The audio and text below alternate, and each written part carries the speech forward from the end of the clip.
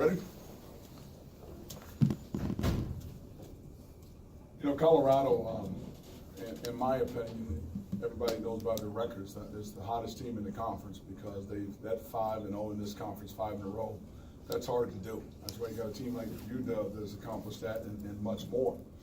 And I was looking at a stat today where UW over 500 career starts by their seniors. I think Colorado State is somewhere now close to about 300. I've got 6 guys that have been in Pullman for 8 months. And when they continue to push like that and work like that, they're just starting to learn and get a little bit better. It makes the game at times difficult to coach because you have to do so much to help them understand it, but it makes it very satisfying to coach when it all comes together and they push through and they learn how to close a game like that, because that is a good team, very well coached team, and we have to do it tonight and generate a lot of energy from within. I think the next part of us is just to continue to play those people that we played in the first half of the conference. Colorado just kicked us in Boulder. Utah did the same thing, and obviously UW, and I'm hoping that I know the fans can see it, but I want our guys to continue to feel just how much better they've gotten over the time of going through some adversity with the losses, hanging in there with us, and now they're starting to have some success. They just need to stay grounded with the success and want more success, and that starts again for us on Saturday with another difficult opponent coming in here. I'm sure it can be aggravating in a game with 22 lead changes. You get a lead and then see it back and forth. Can you talk about how this team was able to survive that period and kind of showed some maturity and maybe Saturday's game kind of helped them in this one? Saturday's game definitely did, and I think when you talk about losing those close games like that, there has to be something gained in them. That's why you always look on the positive side of things and say to lose a game like the UW game, you had to do a lot of things right to get in the position to lose a game like that. So you really look at that and understand how you just get past that. And this game was just as important to win and learn from this game how to do that and how to hang in there and close out an opponent as good as Colorado. So if there was a learning period coming through UW, there's a big learning period coming through this game as well too. Did these last 2 games just continue to show that the value of Robo? Didn't play either of the last 2 games against those teams. You guys lost by almost 20 and then playing competitively in both of these last 2. You know, it certainly does. It shows his value to this team and what he means to us. It really does. But in doing that, as he has come back, his values not only in scoring and rebounding, but his value is he takes the pressure off of other players now that can kind of get freed up to do their things because he's at the top of every scouting report is Robo. So it was just great to see CJ come back to his game now. Marvin Cannon was steady. And Isaiah Wade had just a big-time rebounding game for us. Ahmed Ali hit some big buckets. Jazz Kuntz, Marvin Cannon, and CJ all had huge blocks coming down the stretch. So Robo brings back stability, but he also gives confidence, and other guys can start to grow now because they can kind of just do their thing over here where everybody's looking over here at Robo. But more importantly, with him back, you can put an athletic team on the floor with Robo and Isaiah, CJ, either Marvin or Jazz and Gervais. You got good size, you can switch everywhere, and we don't have a 7-foot rim protector, but we got some long arm athletic rim protectors that really make our defense better with that kind of length. It's not size, but it is length on the floor, and yet you still have your skill to get out and run. And I noticed Carter wasn't dressed. Did you have an update on him? He said he was feeling better. He took an elbow to the chin and got kind of wobbly, and of course we put that in the hands of our trainers and doctors when we can get him back. So he was feeling much better today. I was worried about Jeff because he took a little bit of a blow too in the game, but he came out of it pretty quickly, and they gave him the green light to come back in the game. I still don't think he was as effective when he came back, so I'm hoping again that he can get his sea legs underneath him and be a little bit more effective for us by Saturday. Carter is still questionable.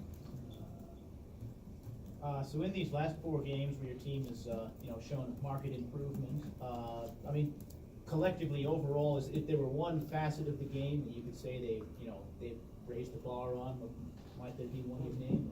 I would say there's a couple of areas, and it's our defense and our rebounding. Even though this is the You know, we out-rebounded Arizona State and we won that game. We out-rebounded Arizona and won that game. We out-rebounded Washington. We were right there to win the game. And I think we lost a rebound battle by 2 tonight, and you won the game. So our rebounding is better because we can put length on the floor. So that's huge, one of those reasons there. And then the other reason, I think, we've settled in on rotations, and there's a better flow to the game, and guys are ready to go in and ready to contribute and do those types of things. And I think, again, a big piece of they're a lot more accountable to what we need for them to do, on the floor, off the floor. And that accountability off the floor, it gives you accountability on the floor and a lot more focused and locked in. Ahmed said after the USC game that he felt that the team had enough talent to compete with anyone in the conference and a lot of teams in the nation. You think you're starting to see the confidence kind of come out with everyone with winning 3 of the last 4? You know, that comment was brought to me when I was in the press room, and my answer again was, it's nice to be young. Sometimes it pays to be old. And for him to make that comment, he doesn't know the other teams in the country. I think for him to make it is a bold statement and a good statement, a statement of confidence, but we have a lot of work to do to get there. And all he has to do, and all you have to do is just look at tape with me. And Arizona State and Arizona, we were pretty doggone good. Washington, 19 turnovers does not look like you're one of the best teams in the country against that zone.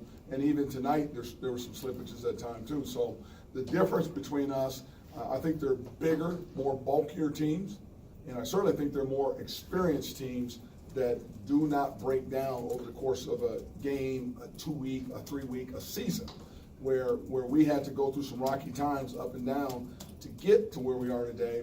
And yet we still need the consistency of playing a 40-minute game, of doing things right. We're pretty good at Arizona State. We're pretty good in Washington for about 30, 35 minutes of the game. And even tonight, we're kind of in and out of the game tonight, and then we settled down, and we're right there. The good thing is that we hung in there and grinded out the game. Wasn't perfect, but we grinded it out and got the win. Again, on Ahmed, he didn't play for much of the last part of the game. Was he hampered by something, or he just like what Gervais was doing? You know, when you look at Ahmed, and I've had people that have talked about Carter, and they've talked about B, and someone doesn't play, and we really don't worry about that. It's really about the flow of the game and what's needed in the game. Is it quickness needed in the game? Is it needed to pick up the point guard and pressure him? He's good at that. When we start selling to the half court, now you need length. That's a long, big basketball team that pounds you on the glass. So the game to me came down to size, where we could switch on defense, play our zone, still have pressure on shooters, still rebound the ball, block shots. That's where you need length on the floor. That's not what he's good at. So it just gives us a flexibility to play different ways. We were faster in the first half.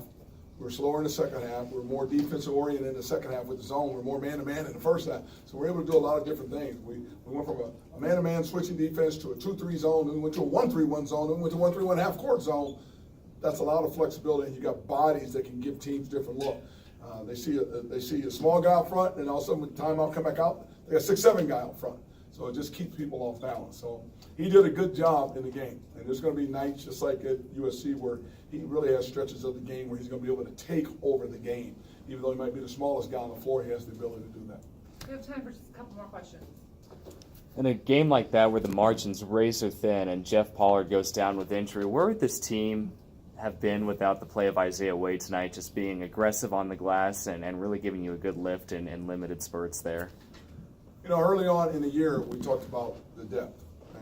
And the depth becomes a positive when everybody learns their role, learns the system, understands the conference, how hard you have to play, and all those things. So the fact that he's getting better at those things, it just gives us more consistency as we use that depth and go to the bench. So his role was huge. He got some huge. He had a stretch where he had several rebounds in a game that were just big for us against an athletic team. That team just dominated us in Boulder on the glass and everything. And to have him step up and play that way, he played well in Boulder, and here he is playing well again here in Pullman. So we went and got the game done, and there's several people you can talk about, all of them with their contributions, and his were certainly just as important.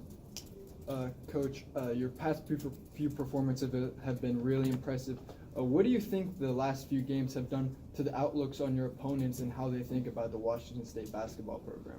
You know, I think one of the positives out of this success is that you no longer can come up to the Northwest and put all your attention on UW. You've got to come over here and play now. This is not an easy trip coming over here. And the more we can play at a high level, I think it makes it very difficult for opponents to come up here now because it's tough to get to. UW's got that zone and that environment over there. If we can continue with our environment and play well over here, this becomes a really tough road trip. And it gives us an opportunity to grow and have some home success here is what it does for us. So we just need to keep plugging, not get too full of ourselves, and just keep trying to get better and better and better because we still have a big ceiling for improvement individually, which will allow us to improve as a team. Coach, Coach, forgive me if you've answered this already, but why didn't C.J. Ellaby start tonight? You know, we have throughout our team accountability. I don't care who you are, it's there. And anytime you don't hold up your end of it, there's consequences. It could be a 30-second penalty timeout during the course of the game. I think you've seen me do those before, moving guys in and out of the game just so them know they're accountable to certain things. It could be rotations, it could be starts. It doesn't matter at starts. It really is about the consistency of performing at the level that we have set for ourselves, the standards we have set for ourselves as the culture of our basketball program on and off the floor now. So there's no big deal on it. Sometimes a player may yell back at one of us. Sometimes it may not be locked in a huddle. Sometimes it may not be locked in on the floor. It still comes down to accountability. And if we can hold them accountable, we have an opportunity to play at a high level. And that's everybody.